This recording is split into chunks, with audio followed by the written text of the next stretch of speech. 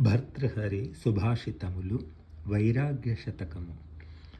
అవశ్యం యాతారశ్చిరతరముషిత్వాపి విషయాః వియోగే కో భేదః త్యజతి న జనో యత్స్వయమమూన్ వ్రజంతః స్వాతంత్ర్యాదతుల పరితాపాయ మనసః స్వయం త్యక్త్వా హ్యేతే శమసుఖం అనంతం విదధతి ఉరుగతి తోడనేగు తడవుండియు భోగములు అట్టివానిదా నరుడు పరిత్యజింపడు కనంగన తద్విరహరంబు భిన్నమే పురుషుని భోగముల్ విడిచి భూరి మనోవ్యధలాచరించును ఆ పురుషుడే భోగముల్ విడిచి పొందు